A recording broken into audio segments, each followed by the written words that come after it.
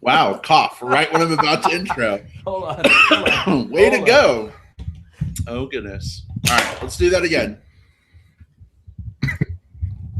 We'll wait till Jim's done fiddling with his mic. Sorry about the fiddling. That's all right. It's going to make noise. All right, I'm good. All right, here we go. In 3, 2, 1. Hello, all, and welcome to the Movie Bears podcast. I'm Brad Harris, and I am often joined by some of my favorite people on the planet to talk about something near and dear to our hearts, that, of course, being movies. We love them. You love them. Hopefully, that's why you're tuned into the show. If you're here for baking tips, probably not the best podcast for you. But we're going to be talking about some movies this week that might remind you of baking. We're going to be talking about some of our favorite fall films. They may bring to mind sense of pumpkin pie or apple pie or apple cider or donut.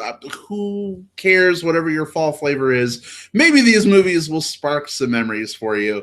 We'll also be reviewing the new film Searching, which is all about a daughter who's gone missing. And we see it through the lens of a troubled dad using a computer and a cell phone and the internet to try and track her down. But before we get to any of that great stuff, I got to introduce you to my co-hosts because they're amazing people. And literally, I couldn't do the show without them. It would be so boring with just me talking the whole time. So Jim Pugliafico is here with us. Welcome, Jim. Thanks, babe, and welcome to the podcast, everybody. And Will Lindis is here as well. Welcome, Will. Hey, everybody, and welcome to the Foodie Bears podcast, where apparently we're talking about cider and pumpkin pie and apple pie. And oh my God, Brad, I am so hungry now. So thank you for that. You're welcome. You're going to have to go to McDonald's right after the show, Will, and get one of their hot spiced apple pie things if they still make those. I have no idea if they do, but they remind me of you think a good substitute for apple pie is fast food? Who would possibly enjoy fast food while podcasting? Oh, now you're really making me hungry. Certainly not Will drinking from his Whataburger cup. Hey, we've got a few folks jumping on the live broadcast with us. Hey. Our buddy Big Tom Bull from here in Tucson is watching the show tonight. Hey, Tom, good to see you. Welcome. Glad to have you with us. Babe, I got to talk to you. Tom's talking about a bear cruise. That could be super fun. I'll share some details with you. Yeah. But if you are on the live chat with us or you're hopping in, feel free to say hello in that chat. And if you want to share your favorite fall movies, we'd love to share some of your thoughts on air. So definitely feel free to drop them in that live chat. Before we get started here with our two big discussions, just a quick housekeeping item. Bread and pumpkin spice? Is those baking and pumpkin spice? Those yes. Topics? Yeah. We've had a lot of new folks finding the show through Spotify. And a lot of our longtime listeners aren't aware that the show is on Spotify now. So if you've been doing this weird thing where you pull up our website and listen through the browser on your phone, and that's not optimal for you, well, now you can go right to Spotify, search for Movie Bears Podcast. Boom, there you go. A whole lot easier. So be sure to check us out on Spotify if that is your preferred means of podcasting. Guys, it's still way too freaking hot in Arizona to wear a hoodie. I thought about getting a pumpkin spice frappuccino before the show, but I ended up not doing that. But are we sufficiently feeling the fall flavor in maybe talking about some of our favorite fall flicks? Not directly. So I just came off of we had a full weekend bear run here in Austin over the weekend, and it was even called this time the Bears of Summer. So there's a part of my brain that's still just pools and boys by the pool and stuff. But I look at this episode not as much it feels like September, because here in Texas it doesn't feel like fall until till winter's almost over. But what I look at this episode as a sort of like wishful thinking. Like fall is one of my favorite seasons. There's so many of those fun, evocative memories. And even though like we don't get them quite as quickly here in Texas, I long for those very much. So I see this as sort of like looking ahead at something that I'm so excited is right around the corner. Yeah, I mean, Austin Chill Weekend, we had some friends out there. We were watching on Facebook for everybody out there. And you're right, just like in Texas, maybe even more so in Arizona, it really doesn't feel like fall yet, quite yet anyway for us. I don't know if it ever really does. But yeah, I mean, it is that time. I mean, we don't have kids, but kids going back to school, things are happening. I did bake twice this weekend. You did? I baked bread. So if you're looking to share like bread machine recipes with me, I'm all about that. So please do. I also baked some cornbread to go with the chili that I made. So those are all fall things that we were doing. But yeah, it does bring to mind when we get into some of these fall movies, it's going to bring to mind not necessarily fall for us now in Arizona, but for me anyway, like fall from when kind of I was growing up in New England. So that will be interesting to see.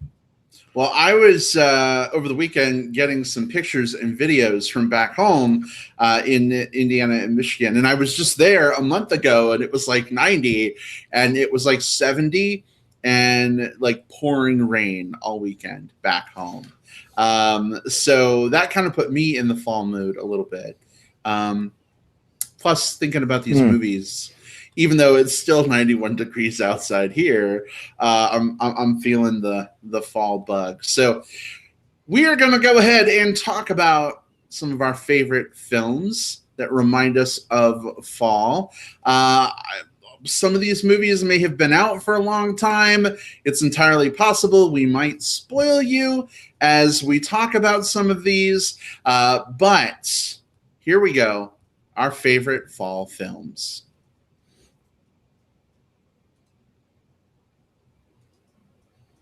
All right, so Will, why don't you kick us off with your first choice for favorite fall films, and be sure to tell us why these movies in particular remind you of the autumnal season. Yeah, it's hard when nailing down fall movies because when you think about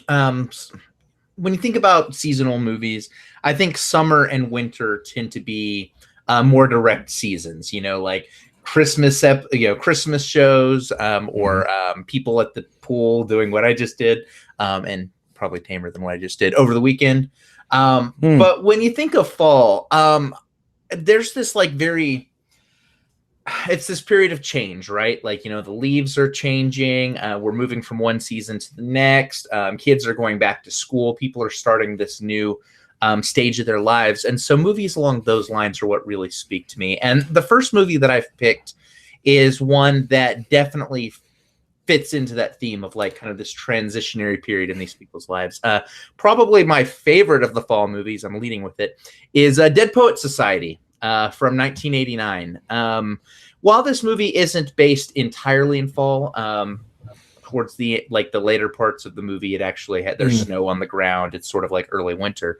When I most think about this film, about this preparatory school where this kind of maverick English teacher, played by Robin Williams, inspires these young boys to kind of seize the day and live life to the fullest. I think most about some of the scenes towards the beginning of the film where they go outside to have classes beneath the trees or out in the courtyard, with the beautiful shots of like the trees in the background, which have already lost most of their leaves. So it's just sort of like the brown trunks, and the grass is kind of mostly brown with a little bit of green. It just kind of sets this very calm and cool, very autumnal feeling to it. It's an excellent movie with wonderful acting that never ceases to get an emotional draw to me. And it always reminds me of again, the transformative power of fall. So Dead Poet Society is my first pick. That's a good one. I hadn't considered that one, Will, because it's been years and years and years since I've seen it. And I don't know. I think I got to go revisit it because I don't remember a lot about that movie other than Robin Williams, right, is in that movie. as a professor, and it's at a private school, all male school, maybe. Yes. I'm not sure. Yes. So yeah, I just, and I do remember, obviously it's funny how we were looking through the list of fall movies, and a lot of them are school based movies, obviously, because school starts in the fall. So yeah, that's a great pick. I almost picked another Robin Williams movie for myself related to school, but I didn't. I skipped over that one. It might have made my my honorable mentions. But Brad, I think you mentioned that one too. I did. Yeah, I'm a big fan of Dead Poets Society. In fact, when I saw the movie, I think it was my freshman year of high school, maybe. It totally like got me into poetry, and for like 3 years I wrote all this really terrible poetry and was like part of the poetry club in school, and that movie ended up being like our banner movie, and we'd go out under the trees on the school lawn and read poetry as the leaves fell around us. And so definitely a great pick. I was going to pick it too, Will, but I knew one of you would probably pick that movie, and I figured between the two of you, it'd be you, Will. So I picked something else. But yes, definitely a great choice here. I love it. The one that you might have also picked instead, and I think that might have even be the same one that Jim was hinting at, was one of the first ones I thought about, which led me to this one. So I think there's something great how some of these films sort of cluster in our brains. I mean, it speaks to the theming. And I guess another point in this movie's favor, Jim, the last tweet that you sent me was something to the effect of Ethan Hawke makes everything better. And this is one of his very, very first movies. He did one movie before that, but this was one of his first features. Right. And right. Very young Ethan Hawke in this. That has to go on the rewatch list at some point, babe. I'd watch it with you.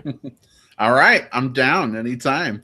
Well, Will, great pick. Jim, what about you? What's your first fall favorite? I have one. I don't know if either one of you have seen this movie. It's called Far From Heaven, and it's a Todd Haynes movie from 2002. It stars Julianne Moore and Dennis Quaid. Also stars another Dennis Haysbert, also known as the Allstate guy from the Allstate commercials, who shows up in this one. Todd Haynes is a very stylized director. He, I think he did Carol. I'm not sure he did Carol. He did a newer one called To the Wonder. No, not To the Wonder. Wonder. Oh man, Wonderstruck. That's it. There was Wheel, Wonderstruck, To the Wonder. Is that an AC/DC song? No, that's Thunderstruck. Yeah, it was the same year. Wonderstruck, Wonder Wheel, and Wonder all came out at the same, like in the same time period. Yeah.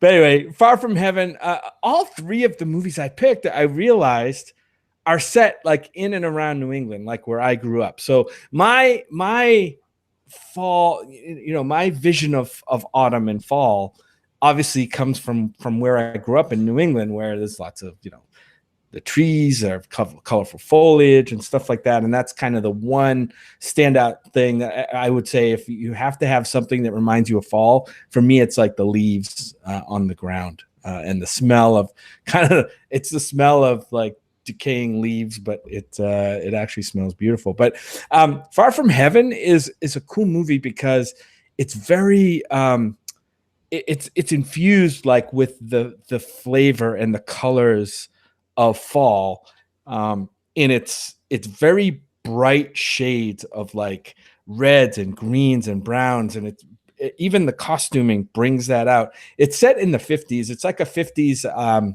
family drama about Julianne Moore is a housewife and Dennis Quaid is her husband, and they're having marital troubles. Julianne Moore seeks the comfort of their gardener, who happens to be an African-American gardener who's working for them in the 50s, and creates this scandal, I guess, throughout this small New England town.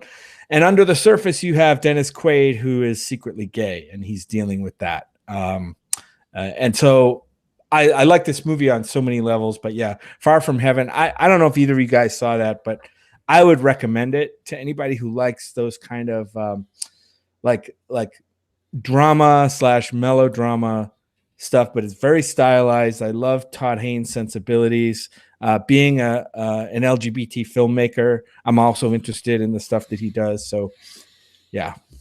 Is that the one where Dennis Quaid like smacks her in the mouth or something? Yes, he does. Okay, Yep. I remember like I think I Yes. was playing a game or something, and then I walked into the living room and you were watching it, and I'm like, Dennis Quaid just hit that woman. What's that Yeah. all about? Yeah. Well, I mean, obviously that's never appropriate and never something you want to see. But I mean, in the 50s, that kind of thing was, I think, as bad as it sounds today, I think that kind of thing was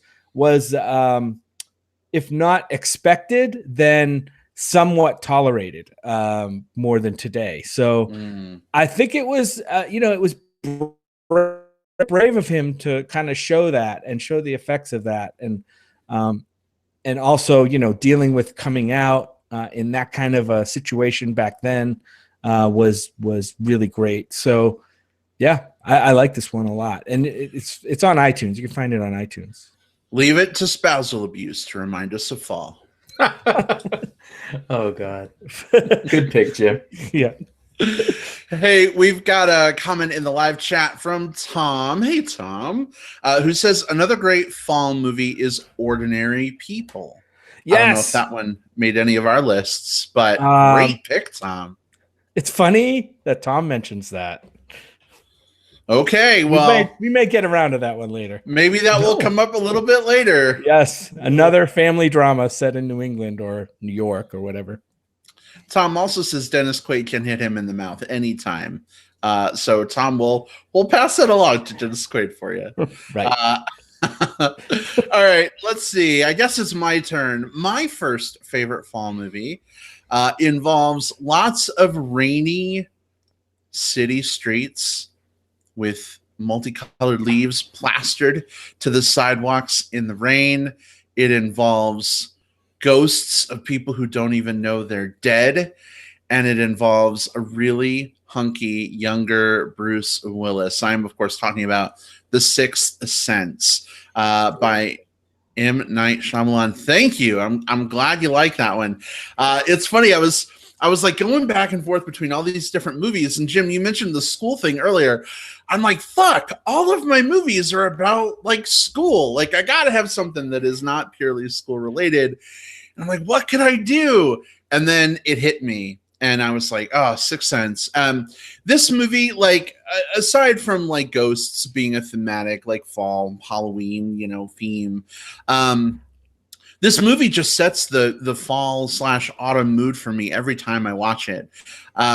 There's certainly some stylistic director choices in terms of, the season that it takes place in and how they kind of focus on the elements of fall. But there's also some, cinematographical choices in terms of like the color palette that's used and Instagram filters before Instagram was a thing. So for me this definitely sets the tone of fall films, and I actually really want to go back and watch this again. Yes, it's this overhyped I see dead people thing, but really great movie. I love it a lot. It's also got Toni Collette in it. Was one of my first exposures to the magical deliciousness of Toni Collette. So this is a big fall win for me. Yeah, it's a great pick, Brad. In fact, so I did the same thing I think we always do in these. It's like you start thinking and you probably come up with like 6 or 7 choices and then have to whittle them down. And as I was going through that process for myself, I sort of came across the realization that M. Night Shyamalan has a few picks that would actually work very well on this. Because I was looking at Sixth Sense, Signs, and The Village all as possible picks, just because all of them just evoke that same sensibility. And that all comes from a director kind of knowing what his palette is and directing into that palette. Obviously, not all of his films do that, but it was, when you said it, I was like, good. I'm glad you picked it. It's a good pick. Yeah, I almost picked The Village myself. I might have mentioned it, Brad, and maybe that got you onto the M. Night Shyamalan idea also. But But Here's the thing. I will tell you, I've never seen The Village, and I didn't even know it was a Shyamalan movie just from hearing the title The Village. So it didn't do that for me, but did it not make your list then, Jem? It sounds like did not. It did not. Okay. I've moved on from that. But it was a close. It was another honorable mention that could have made my list. Like Will said, I had a bunch in the bag and had to pick three. But yeah, I mean, The Sixth Sense. That's another one of those movies you got to go back and watch. And I can think of for some reason, I'm thinking of rainy scenes, kind of that cold autumn rain that you get, whether you're in the city or in the suburbs or whatever. That's a great pick, Brad. There's also this scene, and thank you, where Anna, Bruce Willis's wife, has got like a cup of tea or something and like a cardigan sweater wrapped around her. And it's so cold in the house, probably because Bruce Willis is a ghost and freezing her out. But you just see all this steam like coming off of the tea. And it's interesting, like now that I'm connecting the mental dots for myself, because when I think of fall and I think of like sweaters and hot beverages, like that image comes to mind. And I'm like, oh, right. That's from The Sixth Sense. Okay. Anyway. So very, very thematic, I guess. Let's start back at the top of the order here in just a second. But before we do, we've got several folks who are hanging out with us live. Welcome Bobby Miller and Hamad, and a few other folks are here too. Definitely feel free to let us know your favorite fall film picks. Try saying that 8 times fast in the live chat, and we'll be happy to share them on air. But Will, what's your next pick? Yeah, so mine certainly aren't thematically linked. Of course, my pick of Dead Poet Society has nothing to do with the next movie I'm picking. But when I think of fall films, in addition to like kind of transitions and changes, I think about small town sensibilities because.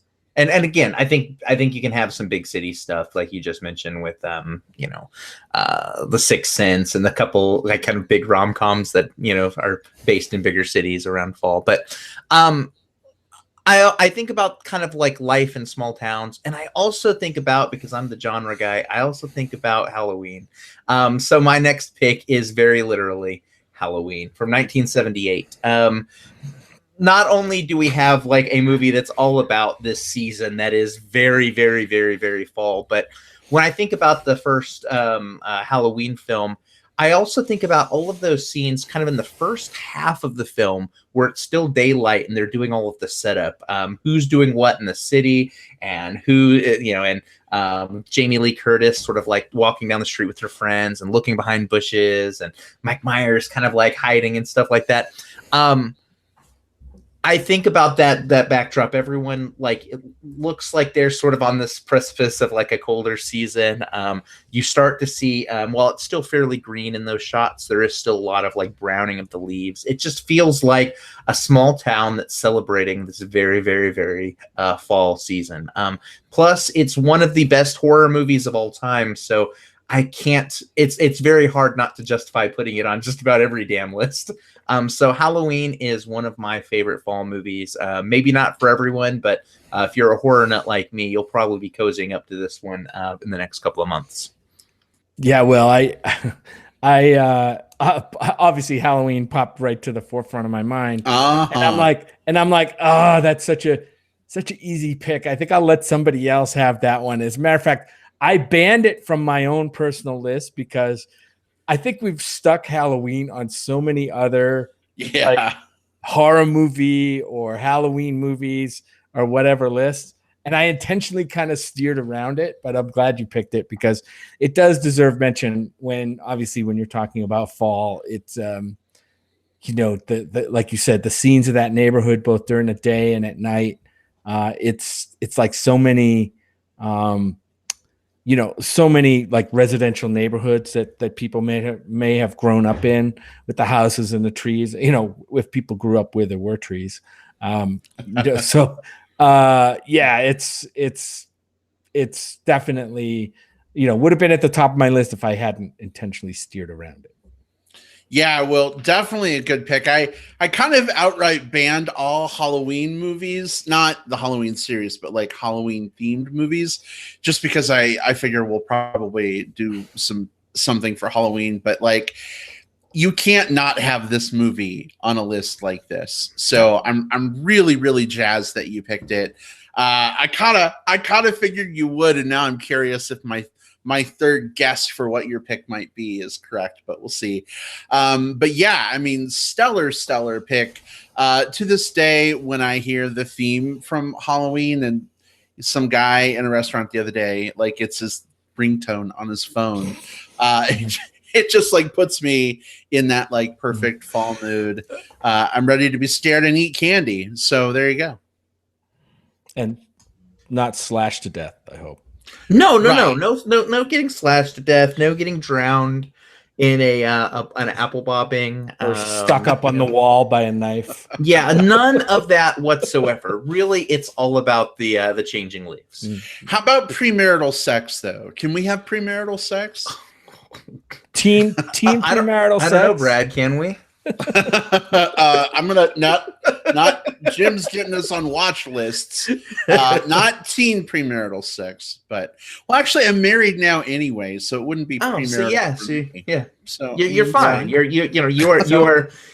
are horror movie proof. The simple answer is no. He cannot have premarital sex anymore. The ring is like a magic shield that now protects me from Freddy, Michael Myers, and Jason Voorhees. So there we go. I think you're right. Yeah, you're good. You're good. You're free to go camping. Phew! Because hopefully we're going camping again soon. All right, Jim, what's your next pick? Well, I tried to steer away from the obvious Halloween movies, as I said, but this movie, I guess you could make a strong argument. This is a quote Halloween movie. This one is only from a few years ago. It's called The Witch. This movie made a big impression on me. I believe it definitely takes place in the fall, although I don't even know if it's mentioned in the movie. But some of the outdoor scenes, there's lots of wood chopping, getting ready for winter. There's harvesting going on. The trees are bare. There's leaves on the ground in the forest. So damn right, I'm going to call this one an autumn movie. This one is a 17. If you haven't seen The Witch, man, you got to see it. It's 17th century period, like supernatural horror film about this Puritan family that encounters the forces of evil in the woods that surround their remote, get this, New England farm. Again, this is my thread. Everything takes place in New England in my list, apparently. This movie just floats to the list, not just because it's a fall movie, but it's got so many things going for it as a horror movie. It's very like perversely fucked up in spots, and it's just startles me it startled me in ways that I hadn't been in years. And the movie doesn't pull punches, which is another thing I like. It's got a bonkers finale. It's got Anna Taylor-Joy's breakout performance in this. And also, I wanted to mention it because if you have Netflix, it's coming to Netflix on September 17th. So just in time, you'll be able to watch this. And if you haven't, you got to watch it. Look for it September 17th. This is called The Witch, directed by Robert Eggers from just a few years ago. It's not unfair to say I mean, here's kind of a bold call, but one of the best movies of the decade. And that's another one. I think that one's probably shown up on so many of our lists here, and it makes sense for it to, because it's, again, one of the best movies of the decade. And I don't know that it's one of those things, like you mentioned, like, I don't know what season this one is specifically set in, but it doesn't matter, because I think when we're talking about these particular films, it doesn't have to do with necessarily the exact time frame that the narrative takes place in, but rather kind of that feeling that it evokes. Yeah. And there's so much in this movie that just sort of feels kind of the other side of like fall. Like I mentioned, it being changed, but like it feels a little bleak. You're starting to see like just darkness and the just how the woods feel so devoid of life because they've started to shed those leaves. And so, yeah, wonderful choice. Wonderful movie. Yeah, definitely a great pick. It's funny. I was telling Jim about a couple of the movies that I might be picking on my list, and wow, the glare in my glasses is crazy. Like right after we had that discussion, babe, The Witch popped into my mind. And so, no joke, if you were to go look at my iPad right now, which I hurriedly like threw on the bed as I rushed into the office to start the podcast, the Wikipedia entry for The Witch is like up on the screen. Because I was trying to figure out if the movie actually took place like confirmed in the fall. And I couldn't remember if it was like winter, because like I thought they were wearing coats or something, and then I was like, you know what, it doesn't fucking matter anyway. I think it all works well. So it's a phenomenal movie, although it does remind me of something really scary that happened today. Will, do you want to hear about how I started my morning? Yeah, please. I got super freaked out. So I wake up and I don't know, it's maybe 4 a.m. It's just light enough outside that like the window directly across from my bed has a little light coming in, and I see an outline of a man standing there over my bed, and I freaked the fuck out.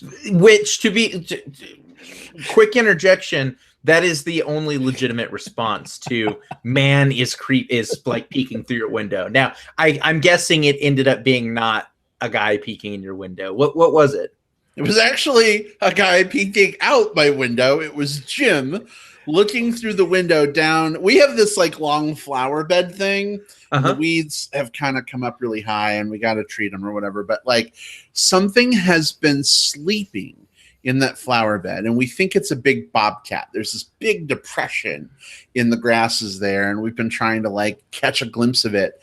And Jim, I guess you got up early to pee or something and must have looked down there, and I heard you walking or something, and my eyes flip open, and like it's Jim, and I'm like, oh my god, my god, Black Phillip like is gonna come kill me. You know what's especially great about this is somewhere right now, as we speak, there's a podcast where some guys are talking about they were going on their morning walk and they looked up at the window and this guy was peering at them, and then they heard a shriek like that. You made a horror story for someone else that's out there in the world right now.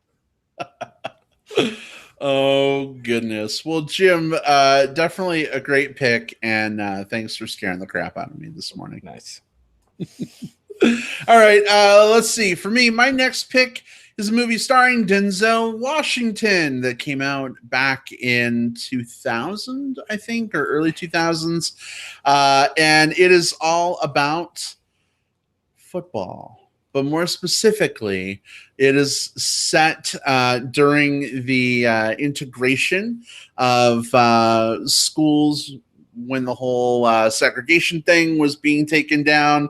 Will in the chat says he knew that I was going to pick this one. You know, Will, when you do a podcast with somebody for 6 years, you start you start to learn how they operate, right? Yeah. But I saw this movie when I was in college and not even remotely interested in football. So let me preface it by saying that. But the fallness of this film just captured me so much back then. And of course, there's a racial integration storyline, and, you know, small town African-American coach takes over this team of now mixed white players and African-American players. And there's a really gripping like racial story there. But like, man, oh man, the cinematography in this film is like titular fall cinematography. From the trees and their changing leaf colors to like, you know, showing these guys not just playing football, but like homecoming and like people walking around under the trees that are changing colors and rainy, you know, suburban streets. And like everything about this film visually says fall to me. Like every time I see it on TV, like I want to grab a pumpkin spice something and cover up in a blanket and just watch it. It's also, you know, a really phenomenal fucking movie. So this is a I don't know. This is a fall favorite of mine. I haven't seen it in a few years. I kind of feel like maybe I'm due. I feel like it's one of Denzel Washington's best performances ever. And I really love this film a lot. I don't know if you guys like this one at all, but it definitely says fall to me. Oh yeah, love Remember the Titans. I think the first time I watched it, Brad, was with you, believe it or not. I think so. I think I came to the party pretty late. I don't know why I didn't latch onto this movie earlier. I do like football. I just I don't know. I guess I saw it as more of a like maybe I prejudged it a little too harshly. Like, oh, it's going to be a cliched, races come together over sports movie. So, and that's certainly an element of it. But I really like this movie a lot, and I would definitely rewatch it with you. But yeah, Denzel's great in this. It's definitely a fall movie. It was released in the fall of that year. Football season and fall kind of go hand in hand. So that's a really good pick. Yeah, exactly. I think that back to school is a big part of the fall season. And of course, like the other thing you think about around this time of year is you're thinking about going and sitting in the bleachers and it being a little bit cold and but you're rooting your team on anyway, or getting ready for homecoming and just all of those different things, which means a football movie is pretty appropriate, especially a school-based one. And plus, yeah, we've talked about it on the show, but I know this is one of your kind of like warms the cold cockles of your heart type movie. So I'm really glad you picked it. Are you saying I've got a cold cockle problem, Will? Warm that cockle up, Jim. Jim can fill me in later on. Warm that cockle up. The status of the cockle. Oh boy. Hey, Tom in the chat, babe, says Jim prejudging? Never. I try not to. I've learned my lesson too many times about movies to prejudge them because I've been surprised so many times. Both directions, by the way, in both matters. Yeah. It is known. It is known. All right. Well, listen, we've got 3 more films. Maybe less than 3 if we have any overlap. We haven't overlapped officially yet. But let's go ahead and kick it back to Will for your last favorite fall film. Will, what have you got? I guess first of all, I'm dying to know what you think my third one's going to be, because I know you kind of pegged the first two. And my third one was like such a hard pull for me that I ended up picking something a little less like, I don't know, that like maybe a little less obvious. So now I'm just like, fuck, did I miss something obvious for myself? What did you pick? I picked 1990s Mermaids. Okay. And so I'll tell a little bit about that, but then I want to find it. So it's set in it's set in Massachusetts in 1963. And it stars Cher and a very young Winona Ryder as her oldest daughter, and an even younger Christina Ricci as her like 5-year-old daughter. It's right at the beginning of fall, and the Cher is the single mother, and whenever she gets things get too kind of hairy wherever she's at, she just packs up the family and relocates. And this has been her modus operandi for years. She doesn't want to get too close to anyone, and of course it has an impact on the daughter. So she moves to this small Massachusetts town where she meets Bob Hoskins, and the two form a relationship while Winona Ryder's character experiences this sort of like coming of age story. This is one of those movies that when you think about like kind of the movies of this era, like I think this one sometimes gets lost in the shuffle. And I get why, like this, there was a lot of really solid movies coming out kind of late 80s, early 90s. But this one has a ton of heart to it. Cher is one of those actresses who you're used to thinking of her as Cher the persona. And she has a few of these performance roles kind of throughout her career where you're reminded like, oh yeah, she's actually really good in like performative. Yeah. She can really put together a good performance. So this movie is set at the beginning of fall, again, kind of late 60s in Massachusetts, and it runs through New Year's Eve. So it's not all it's not all fall time. It's early winter as well. But again, like the things that you most remember about the movie are a lot of movies are kind of the scenes of when they first pull you in, and there's a lot of scenes of them exploring this town in early fall as the seasons changing and all of that. So I love this movie. I don't know if you guys have seen it. I have not. I have not seen that one. I've. It's funny you mention it because like I remember hearing about it, and I just never saw that. I wonder if it's if it's available, if I could circle back to it, especially if it's in New England. I wonder if it's one of those movies I actually saw a long time ago and just don't remember that I saw it until I start watching it again, and then like, oh wait, I think I remember this now. Mm-hmm. Also, I mean, this was around the time where, and this wasn't the only one, of course, but this movie has some shirtless Bob Hoskins, which would appeal to certain members of our audience, myself included. So another reason to add it to your queue. All right, mermaids on the queue. So, Brad, what did you think I was going to pick? Okay, so I think I was wrong on this one. I thought for sure your third one was going to be Fantastic Mr. Fox. Okay. That one would work. It's I know you're not a Wes Anderson fan, but man, that would have been a really I like pick that for one. me. I considered it. I was just thinking like the color palette of that movie, like the whole feasting thing. Plus, I know you love Wes Anderson. I just thought, oh man, that's going to be it. But you know what? I got 2 out of 3, so it's okay. Not bad at all. The color palette's perfect. I'm very curious what your third one is because I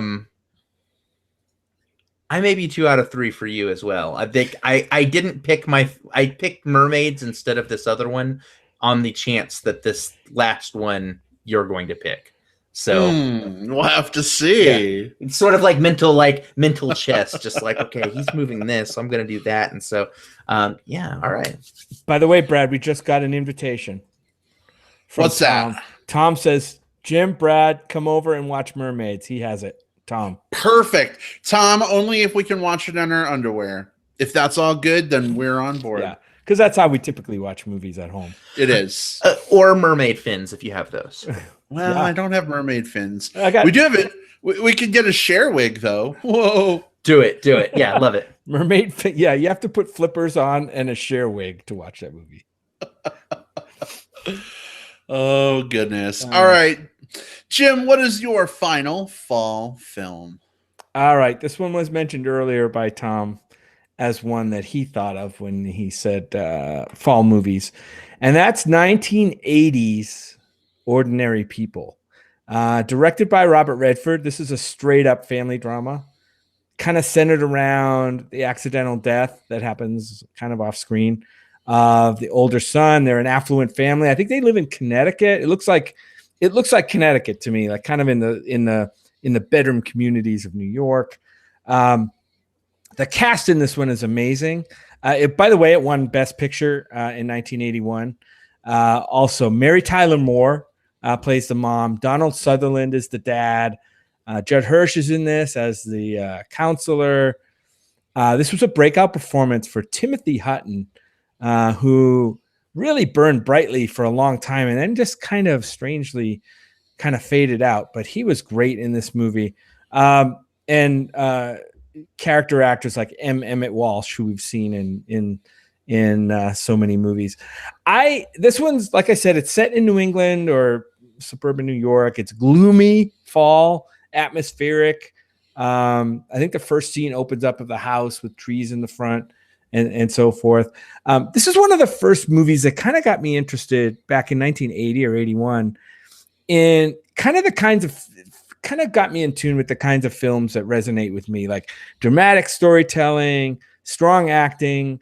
Some people might call this a depressing movie because, it's about a family dealing with grief in different ways and depression. But it's a really fascinating movie with some amazing performances. Yeah, I don't know if either one of you have seen this one. Brad, I don't think you have, but maybe Will, you have. It's been ages, so like Yeah. I remember like very little of it, unfortunately, which means revisit time, right? Yeah. Tom says it was filmed in Lake Forest, Illinois, but I don't know. Yeah, maybe it was set in. So, okay. So it looks like it might have been the suburbs of Chicago then. But to me, it kind of looked like New England and felt like they were kind of like a rich Connecticut family. But yeah, Mary Tyler Moore plays a stone cold bitch in this one, I guess you could say. But you still kind of felt for her a little bit because she was just so out of touch with her, with any emotion whatsoever. Yeah, I know it's not one that necessarily pops up on a list of fall movies, but definitely was set in the fall because it was during a school year. It's called Ordinary People. Catch it. I think you can rent it on iTunes. Awesome. Yeah, I haven't seen it, but if you're at all in the mood for a rewatch, babe, would totally do that with you. But I'm ready to bring you down. Jim, you actually sent me off that. like you just mentioned like Timothy Hutton and Burn Bright and Where's He Been, that sort of thing. And so while you're talking, it led me down a little like, what's he got coming on next? What's he got? What's happening with him? He does have a movie coming out, like it's playing in TIFF like I think this week. Like it he's not the lead in it, but it's the Timothy Chalamet Steve Carell movie Beautiful Boy, which is which looks really good from the trailer. So I don't think he's one of the major people in it. It's still just like cool. Okay, cool. At least he's still getting some work. Still doing it. Yeah, he's still doing it. Yeah. Just he's not like winning Oscars left and right. He's putting his Oscar to good use that he won for Ordinary People. Yeah. Very awesome. All right. Well, I guess it's one up left to me to close this out. Before I reveal my movie, Will, did you want to hazard your guess, or do you want to wait until after I reveal? I will do a half guess on it, and that like I will give you the clue, but I won't say what it is. Okay. So instead of mermaids, instead of one film, I actually had a series of films that I almost put in this slot, not because they necessarily occur during the fall completely, but because they always I always feel like watching them this time of year. So maybe it's the same series you picked. Let's find out. Maybe. I mean, okay, this is a series of films, and I posted on Facebook recently that I was watching them. So I don't know if that confirms or denies your theory, Will, but it's perfectly confirms. Yeah, I figured. This movie is all about back to school, except maybe not the regular schools our children are used to. It involves school uniforms, witches and wizards, scary monsters, and magic. I am, of course, talking about the Harry Potter series of films, but specifically Harry Potter and the Sorcerer's Stone. I just started watching these films from start to finish, the whole series on a lark. About a week and a half ago, Jim went on a business trip, and I'm like, fuck, what am I going to do for a week? I know, it's going to be September. I'll watch the Harry Potter movies. Because they completely put me in the mood for fall, especially more so the earlier films where, like with the first two, for instance, director Chris Columbus really sort of focuses on like the changing seasons as a focal point. And so they do some really cool things in The Sorcerer's Stone. Just with, September 1st, that means it's time to get on the Hogwarts Express, and you see the castle, and fall is, happening all around the castle. But a lot of the stuff that I really dig has to do with like the kids going to Diagon Alley and like having to buy their school books, and Harry buys a wand for the first time, and you get your introduction into the wizarding world, of course, through Harry. And I don't know, like every time the fall rolls around, I either read the books or I watch this movie. And now that I finished the movies, I may start reading the books again, which, will take me a while. But this is a big fall film for me. Will, congratulations, I guess, on being a 3 for 3 pick where I'm concerned. But Wait, there you go. I'm only 2 for 2. What was your first one? Was it 2 for 2? My first one was The Sixth Sense. The Sixth Sense. Yeah. I wasn't. That one I'm not going to count for myself. Like it's one that I briefly considered for myself, but it's not one that I pegged you as getting. All right. Well, then we're both 2 for 2. Virtual fist bump. Will. Boom. Pound it out. Bam. So, do these films remind you guys of fall? Then, Will? It sounds like maybe yes. Jim, you at all? Absolutely. I think it's a good collection of films that would remind anybody of fall. I mean, everything from like a Halloween to something maybe more a little more obscure, like some of our picks or older, but there's so many. I mean, it's funny when we do these categories, you're like, oh my God, how am I going to come up with like 3 fall movies? And you're like, oh my God, there's so many. And now I got to leave some great ones off my list.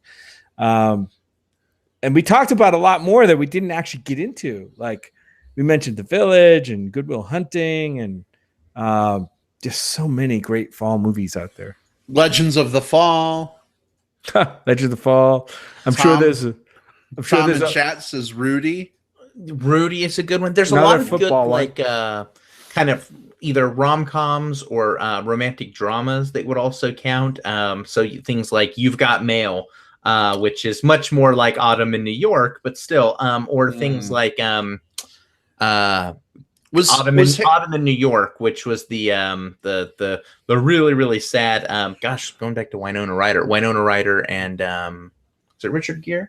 Romantic movie where when Harry Met Sally set in the fall, or is my brain totally messing that up? I know it because it came up on some lists I was referencing today. Yep. Absolutely. Yeah. Actually, Rudy, if you had said Will pick the 3 things that Brad is going to pick, I probably would have guessed Rudy instead of Sixth Sense. Yeah, I almost went with Rudy, especially because Sean Astin walking around in a towel, all hairy chested. Yeah, big win for me, but didn't quite make my list. Wow. Oh goodness. Well, guys, go ahead, Jim. What were we going to say? No, I was going to say it's funny how we remember movies. Like Sean Astin in a towel. Oh yeah, Rudy. That's the one. That's what I remember. Or Bob Hoskins in Nothing But a Necktie. Yep. In Mermaids. My boyfriend Scott, like in getting ready for this one, said you have to put October Sky on your list. I'm just like, I haven't seen it. I can't. So that one's on my list as well, just because. So I guess I'm flagging that as our honorary mention one, since he wanted. There you go. I think what would be so cool, and if listeners want to do this on the Facebook post or Twitter for the episode, I would love to compile just a list of everybody's favorite fall movies.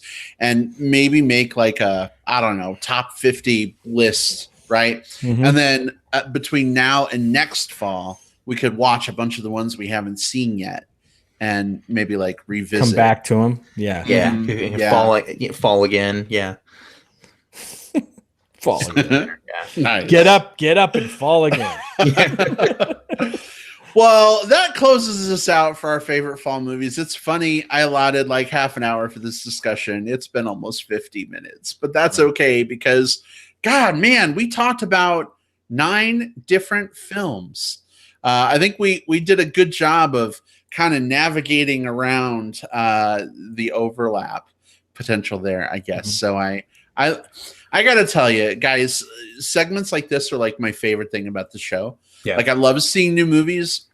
New movies are great, but I am a plain like nostalgia nerd, I guess. And I love talking about these old beloved films with you guys. So thanks for indulging my fallness. No, I like these too, because I think there's some weeks where it's just like, Let's talk about the new giant blockbuster that The Rock is in. And it's fun to talk about that, don't get me wrong, but there are so many like really interesting films that came out before this year that these types of segments allow us to talk about. So yeah. I do like us doing these themed ones, and I don't know, like maybe if listeners, if you guys like more of these segments or whatever, just like let us know. Yeah, for sure. All right. Well, we do have a movie to review this week outside of our favorite fall movies. I don't remember when this movie is set, so I don't know if it is thematically linked at all. Was it October? Actually, I'm gonna have to look it up. Maybe there is a connection, and we're gonna luck ourselves into it. But we're gonna be reviewing the new film entitled "Searching," and we may skip spoilers for this one because it is kind of a mystery. Yeah, and I feel like if we spoil, like that's gonna give everything away because some people listen anyway, and we may hold off on that. So we're going to talk about Searching spoiler free. If we do go into spoilers, it won't be much, and we'll give you a full-blown spoiler warning anyway. But if you've not yet seen Searching, feel free to hang out with us through the discussion and then step away if we do spoilers. But all of that said, here we go, our discussion of Searching.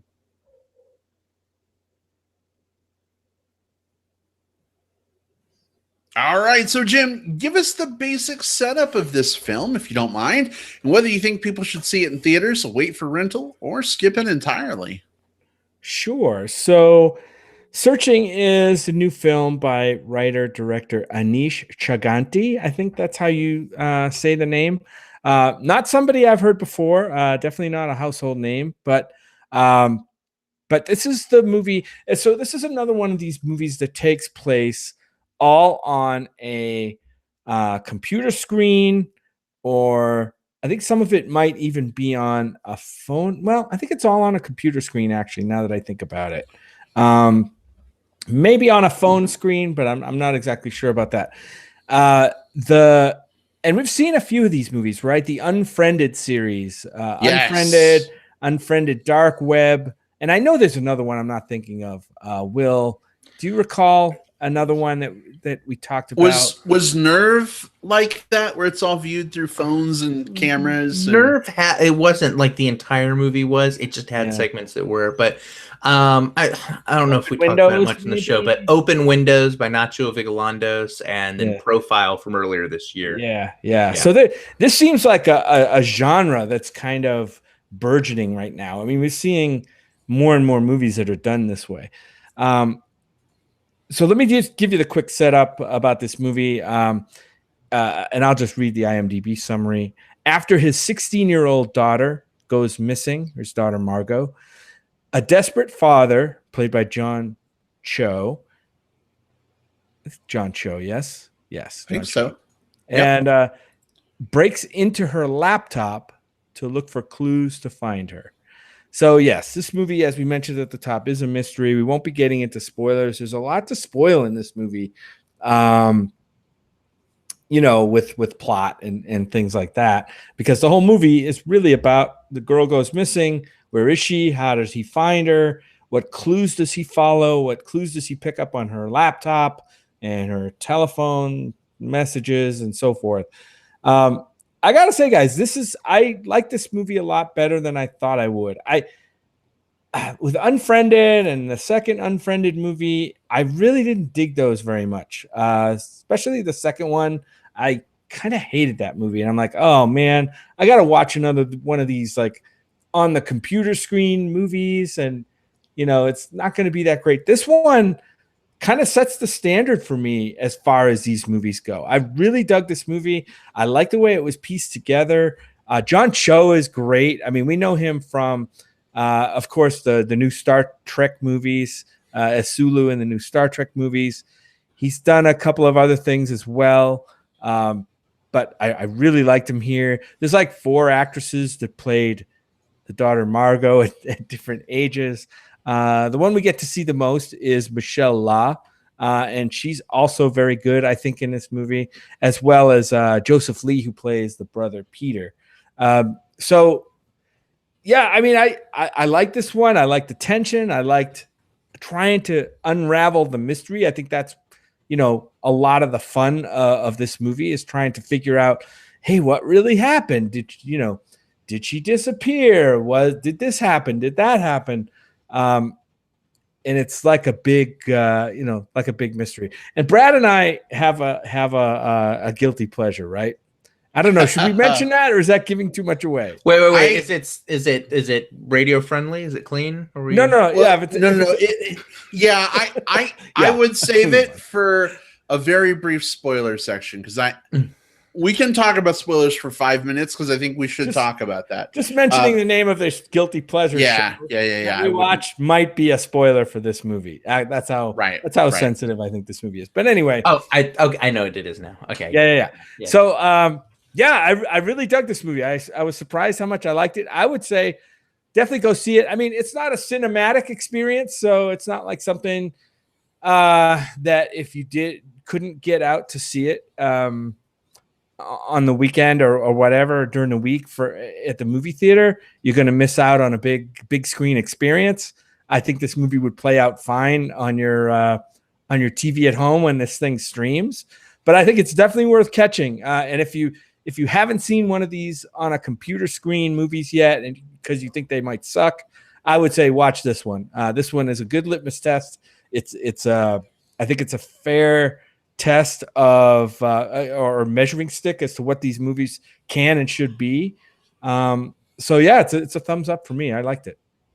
Yeah, it's a thumbs up for me too. As like Unfriended and some of these other movies go that use technology literally as the lens for the story.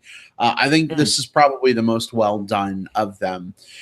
John Cho is phenomenal here. I totally bought that he was, this like agonized dad trying to figure out what happened to his daughter.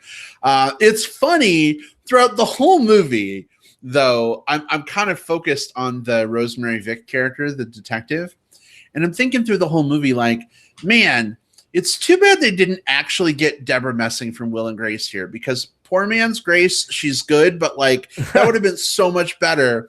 And then I got out of the movie and I'm looking at the IMDb page, and I'm like, that is Deborah Messing. Oh my God. Like, I don't know. Maybe I should have realized it. I didn't watch Will and Grace enough, I guess. I never did. I know that. Plus, she's like 25 years older now. I haven't really watched the new reboot at all. So, that maybe explains why she looked and sounded different enough that I didn't think it was her. But I think she did a phenomenal job overall. But there were some issues with her acting. And unfortunately, I think when you have a great actor like John Cho, who's totally selling the fuck out of being this agonized dad to her being this detective, it's not that her performance is bad. I just think it's not quite on the same level. And so there was a little bit of a disparity there, a little bit. But I mean, I still think the movie was strong. I think if we do a 5-minute spoiler section, we can talk about it a little bit. I think this movie, kind of didn't try to subvert a lot of expectations here, which isn't necessarily a bad thing per se, but I don't know. I found it a little bit predictable in some ways, but it was good. If you're searching for something good to go see, I would definitely say you could maybe put this on your list. Especially, it's fall now; it's starting to rain. If you want to get indoors and do something, where you're not going to get rained on, movies may be it. This one is worth checking out. Before I hand things over to Will, we did get a comment in the live chat that I wanted to read real quick. Steve Lofting says, I am a new fan. I just stumbled onto your YouTube channel and I love you guys. Thanks so much for making wonderful content. Steve, it's great to have you with us. I know I mentioned it in the chat already, but we've had a lot of folks finding us through YouTube and through Spotify. So always makes our day when we hear that someone new has found the show and is enjoying. So thanks so much for being with us, and hello. Howdy, Steve. All right. So, Will, go ahead. We've got 2 recommends for this movie so far. My recommend was maybe a little less than Jim's. Where do you come down? Yeah, this is a recommend for me as well. Not like a huge recommend, but still a firm one. So this genre of film actually has a name, which is helpful because I've been trying to figure out how best to say, like, their inside screen. Like, so these movies are called, the genre is called screen life, you know, because nowadays we're spending more and more time like with our screen lives. Like what's happened, like our lives are not looking at trees and looking at people passing by. They're looking at various windows scrolling past us. Or in the case of Unfriended, it could be screen death. Screen death. What's interesting about this genre too is that, so there's one company, like a production company, that is really going all in on them, and it's the Basilev's company, which partners with Blumhouse. So when you mentioned Unfriended and Unfriended Dark Web, well, those were both made by Basilev's. So is Searching, and so is Hardcore Henry, which wasn't quite the same, but it was still a POV-based film, and Profile, which came out earlier this year, and it's also pretty good. And I mention all that because this is a genre that I think has a lot of potential to be really, really good, but the first big mainstream foot forwards, like the Unfriended films, fell flat for me. I don't think they really did the genre justice. And even things that had kind of preceded it, like The Den and Open Windows, didn't quite hit the way I wanted them to. So we have these 2 movies, Searching and Profile, that have come out this year that I think have finally like figured out the alchemical formula, how to make this work. And the formula simply is, don't rely just on the gimmick of it. Make sure that you inject character and emotion into it. And that's what you have here with Searching, because at its core, you can talk about how the screens move around and how, like, you know, there's a lot of like drama when he like backspaces something or when he clicks over to something else. You can say all that, but none of that really works if you don't feel that John Cho has like a legitimate love for his daughter, as well as just this like torn apart tension over the fact that he doesn't know where she's at or what happened to her. And it's killing him to know that she could be lying in a ditch, or she could be in another country. She could be anywhere. That comes through on screen so well. And to the point where this film takes some liberties with the computer screen stuff. A lot of the Unfriended ones almost played out in real time, where like you would imagine like the movie was an hour and a half long and the thing that, you know, the experiences that they had was an hour and a half long. Whereas this movie here takes place over several days as he's going, as he's going through, and like it'll sort of disconnect and reconnect and show something else. And that allows the film to sort of edit around sort of like both narrative flow and emotionality. It's very, very smart. I think there are, at least in the way like it's emotionally put together. Brad, you're right. There are some parts that feel very, very familiar when you look at this as just a crime thriller. Like I don't think it would be terribly hard for someone to guess some of the beats of this film. I give that a bit of a pass though, just because when you're watching this type of genre, usually those types of beats can be pretty familiar. You know, you've seen one episode of like Law and Order, you've seen them all, so to speak. But what really works so well here is the execution, especially, and I want to talk about it when we do that little micro spoiler section, but the opening sequence is so incredibly moving. And in its comparison to another movie that has an incredibly moving opening. Searching is not that idea from. I'll have to look that up. Searching isn't a perfect movie. It has some issues, but at the end of the day, it's still a very good movie. And I would actually recommend seeing this one in theaters, because I think there are a lot of, I think watching this on the smaller screen, I think you will lose some of the it's hard to really describe, but just some of the kinetic motion of just his mouse scrolls and things like that. I think being able to sort of pan your eyes and watch as he like navigates in real time across those things, I think the big screen does impact. It does help. It's not like a big explosion movie or anything like that where you need the visual feast, but I do think I do think large projection does add just a little bit. So yeah, searching's a recommend, kind of like a 3.5-ish out of 5 type recommend, if that makes sense. Sure. Yeah, and I wonder, Will, to a couple of your points, I wonder if this kind of genre maybe fits the mystery, procedural mystery storyline better than like Unfriended and Dark Web were more like a horror mystery kind of thing, and they tried to be a horror thing, and for me that didn't really work as well as a simple horror movie would have worked, through the screen. But in this, and we'll get into it a little bit in spoilers, I think it worked better for me, maybe as a mystery. But that's just a sample of one, so we'll have to see how this screen life, what else comes out in this screen life genre. Well, one to definitely look out for. It played at South by Southwest, and it's called Profile, and it's by the same company, and it's this woman, and it's more of a horror thriller, but it's closer to Searching than it is to Unfriended, and it's just about this reporter who goes undercover. She's doing this investigation about young women who are being recruited by ISIS. So she creates this like alternate persona through like Facebook to sort of get lured and get the story, and it goes to some pretty interesting places. So I think this genre is ripe for these types of stories. That's another one where it doesn't feel like the need, like it has to just play out in real time. Like it lets itself kind of move the story where it needs to move. So I'm excited for this to evolve the same way found footage did, where you had a lot of just kind of schlocky found footage for a while, but then you started to see a few films that sort of said, hey, here's how we can do this, and here's how we can do this like really well, like Chronicle or something like that. So I think maybe we're on the cusp of that. Maybe we'll have to see like how many of these movies start coming out. Like what's cool about these for me is they get me to like sort of analyze my own usage of technology. Like we saw 8th grade, and it was like, oh, like YouTube, hey, we use that for the podcast.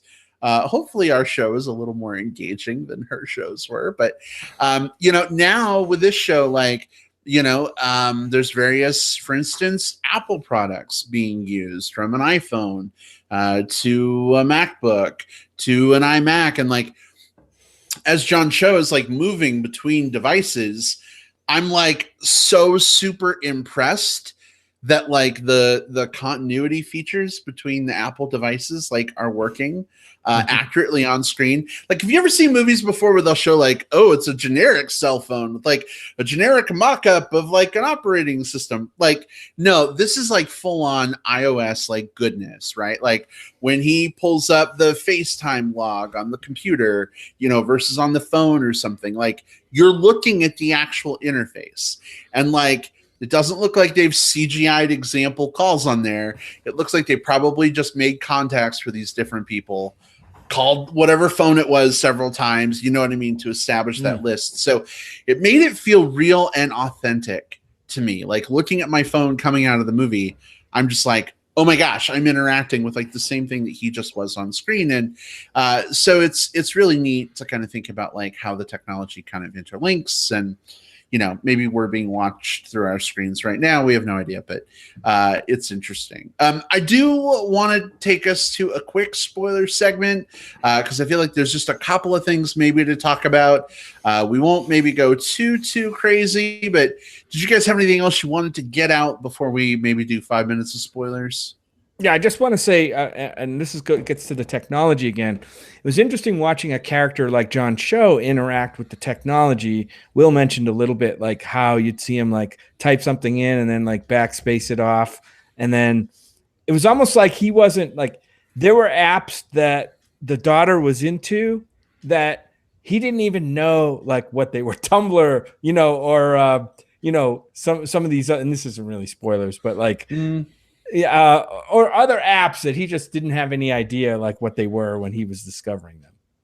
Yeah. And it kind of makes you think about just like for our own lives, you mentioned like the ties to technology, but also like how much of ourselves like how much of our private selves we invest in these technologies. Like, I think there are like, and Brad, Jim, like the two of you, like, I bet you if I just had like unfettered access to your like everything on all of your devices for like several days just to pour through it, I would learn a lot about you. And I'm not talking about like in terms of just like, oh, look at the porn he's watched or, you know, anything like that. That stuff you already know. Yeah, yeah, you would enjoy probably seeing those things because our tastes are a little similar. Well, yeah, there'd be a lot of overlap there. But I mean, even just things like seeing like things that you've favorited or liked, or seeing which photos, seeing what's on your backdrop, seeing just any of those things, seeing your YouTube history, like those types of things tell you a lot about a person, about like what they're like when they're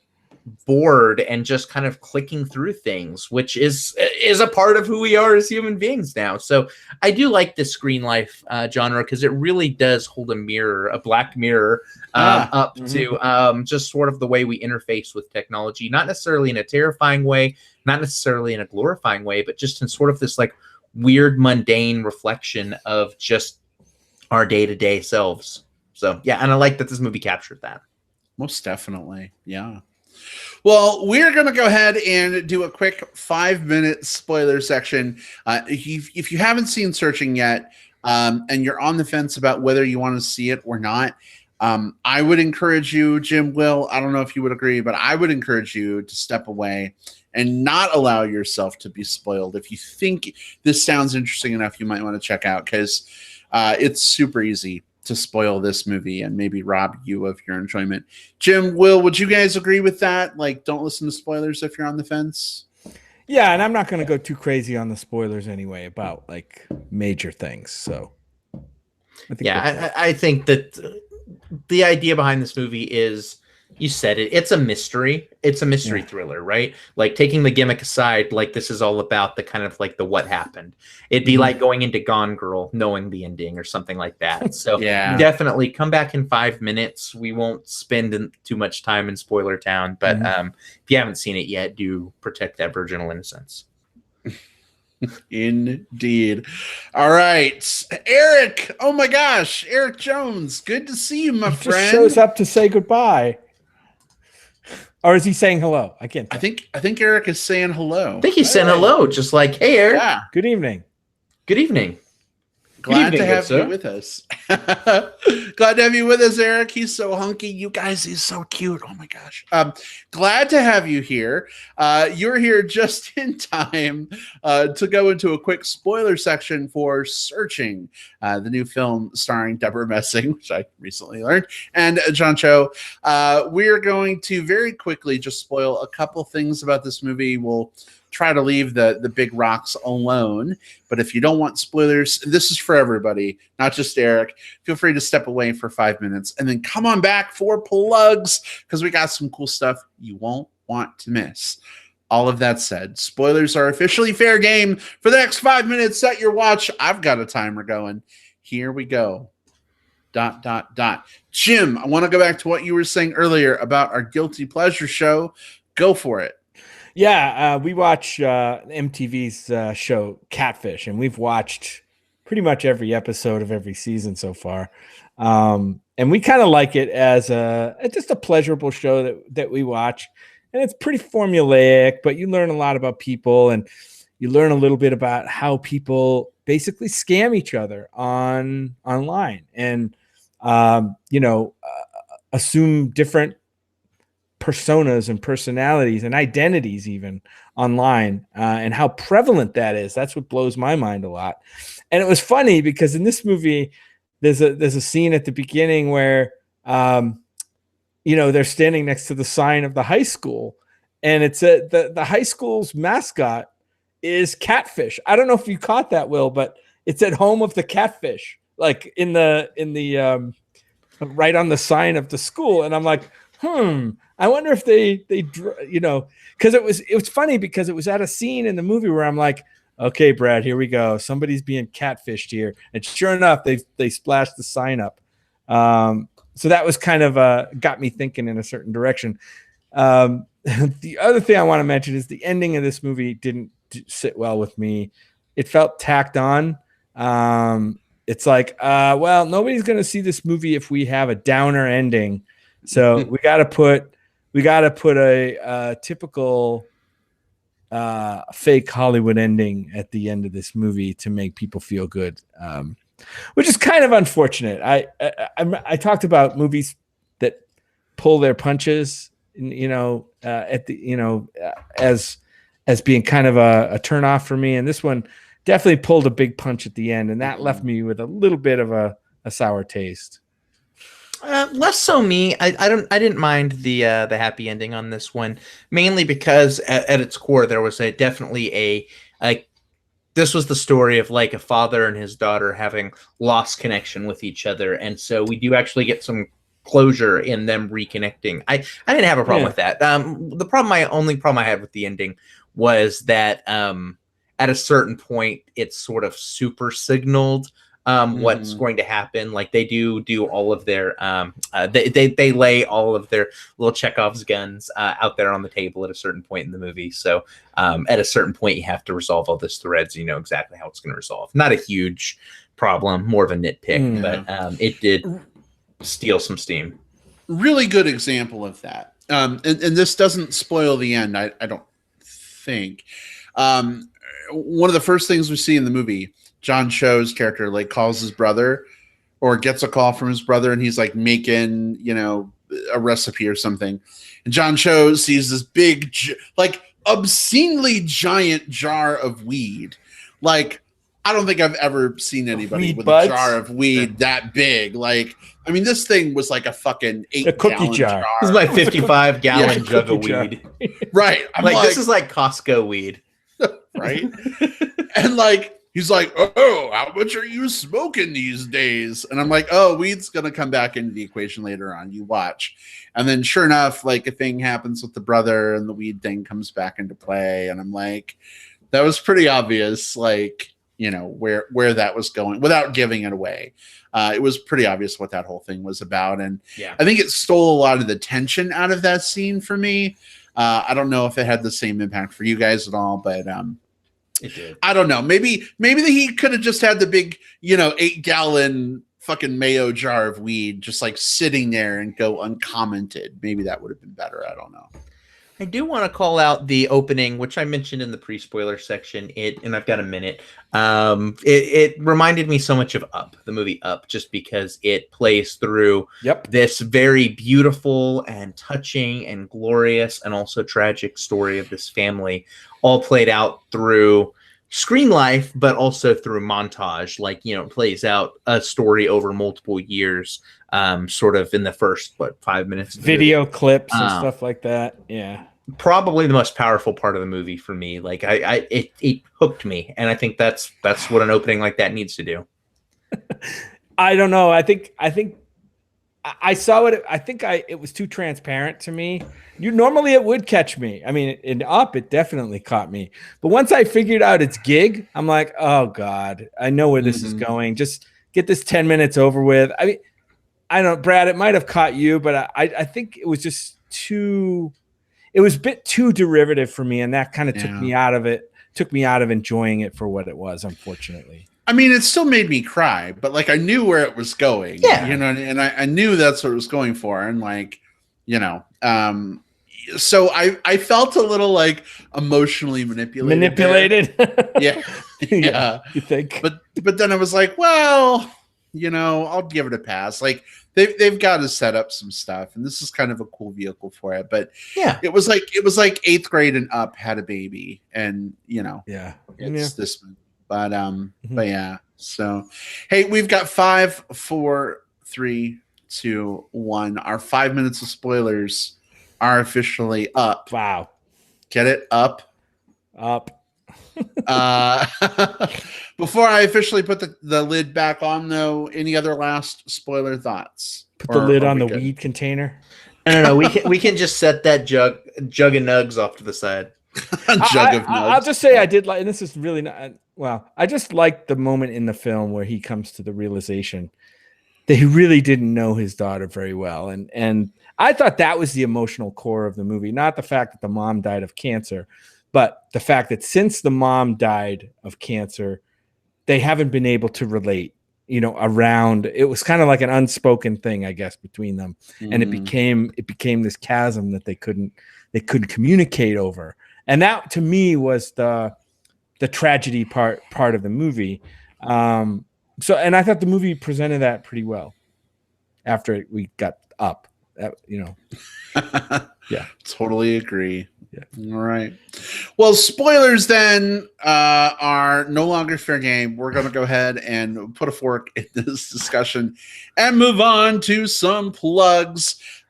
You are safe from spoilers. Those of you who are hanging out in the live chat, maybe you've muted your volume. Will, I see you just dropped a note in the chat. That's awesome. We are like totally on the same wavelength tonight, Will. I love it. Woo. So plugs is the section of the show where we put some things on your radar we think are worth your time / money / energy ? If you haven't checked some of these things out, you may love them. I'll go ahead and go first. One of my favorite documentaries ever just came out on Blu-ray today, and that is Won't You Be My Neighbor, which we actually just reviewed on the show like a month and a half ago or something. If you were a fan of Mr. Rogers growing up, run, don't walk, but make sure your shoes are tied and your cardigan is on and you're polite as you pass by people to either your closest VOD app or Redbox or something. This documentary is absolutely phenomenal. So good. Eric Jones says he loves that film. Eric, I'm glad to hear that you're a fan as well. It's so good on so many levels. It's phenomenal. And then I'm going to cheat, guys. I have a second plug. I'm a big fan of the new Marvel Spider-Man movies, and a new game is coming out Friday that kind of takes a lot from those new films. So the Spider-Man game for PS4 is coming out as well. Two great things coming out this week. If you're a big fan of Spider-Man, supposedly this game is the ultimate Spider-Man experience. I saw a video earlier. Someone got an early release copy of the game, and it was literally an hour of them just swinging around New York City on webs, and it looked amazing. I can't wait to do nothing but just swing around the city. So there you go. My plugs are done. Eric has got his pre-ordered too. Eric, I adore you. Let's move on down to Will. Will, what have you got this week? Yeah, so my plug's a light one because it's a good movie, but it's not Won't You Be My Neighbor, which is absolutely stellar. Over the weekend I got a chance to catch Juliet naked, and no, that's not a person named Juliet who I caught in a state of vulnerability. Yeah, I don't have to revoke my MBP card or anything like that. No, Juliet Naked is a romantic comedy starring Rose Byrne, Ethan Hawke, and Chris O'Dowd, where Ethan Hawke is this like 90s kind of alternative folk musician type guy who released one album and then sort of went into hiding. Chris O'Dowd is this guy who is like the biggest fan of that guy, and Rose Byrne is his girlfriend that is like not sure why her boyfriend has this weird obsession with this musician, and all of a sudden she meets the musician, and they start to develop feelings for each other, and romantic comedy triangle. As far as these types of movies go, there's a lot of familiar here, so it's not gonna like blow you away or anything, but I think Rose Byrne, Ethan Hawke, and Chris O'Dowd are all three pretty talented people, and all three of them do pretty good stuff with this material. As far as rom-coms go, it's perfectly good, so if you're looking for something sort of lighter to go see, especially in this fall season where we're getting ready to have a bunch of horror movies coming out, and we're just coming off of a bunch of blockbusters, if you just want like kind of a light rom-com, Juliet Naked is actually a pretty decent recommend there. It's interesting. I'm picturing people walking up to the box office now to get their tickets, and they're like, I want to see Juliet Naked. Like, if you didn't know, that was, Yeah, and poor Juliet, who works behind the counter, is just like, this is the worst day of my life. Another weirdo. Oh, goodness. All right. Jim, what have you got this week? I watched a few movies this weekend, and I stumbled across just scanning through like Hulu or something like that for a movie to watch, and I came across this movie called American Folk, and I had never heard of it before. It's from a director I didn't really recognize, David Hines. Stars a couple of people, Joe Purdy and Amber Rubarth, that I really hadn't heard much about. And I started watching it because it seemed to be centered a little bit around folk music. So here we go again, right? We're on the same wavelength.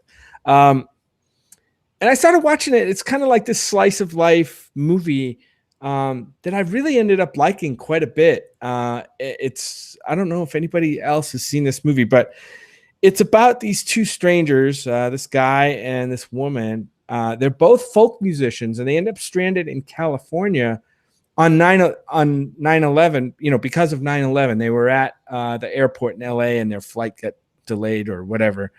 And so they decide to take a road. They have to get to New York. They're both traveling to New York. So they decide to take a road trip across the country. So it's about this journey. It's kind of a road movie. It's got some great folk songs in it, folk singing. And it's a cool little story about, how that kind of gets to the root of just kind of people and the way they interacted or interact during times of stress or adversity, like it was in 9/11, and just different. It's a very gentle movie, and just the different people they meet along the way that kind of help them out. It's a good movie for the soul, I'll say. It's called American Folk, and I really liked it. I enjoyed it. Yeah, it's definitely a good time for folk music-ish movies. Like that also feels like fall, right? Yeah, exactly. If you like the movie Once, if you remember that movie Once, this was like the Once of 9/11 on the road. And Blaze is out right now. The movie about the Texas folk, the Austin, another Texas Ethan folk Hawke musician, movie, directed by Ethan Hawke. Yeah, so it's like all things are coming up folk right now. Okay, cool. I'm here for it. That's folking awesome, isn't it? Good. Hey, that one's good, Brad. I have good ones sometimes. Yeah, I like that one. All right. Well, I think that wraps us up for this week. We'll have to figure out what we're going to do for next week. But it's been great having you guys hang out with us this week. Folks like Eric and Bobby and Steve and Tom and everybody else, Ben, everyone who was in the live chat with us tonight. It was really hard to keep up the conversation sometimes. Sorry if we missed anything, but you guys are awesome. Thanks for being here.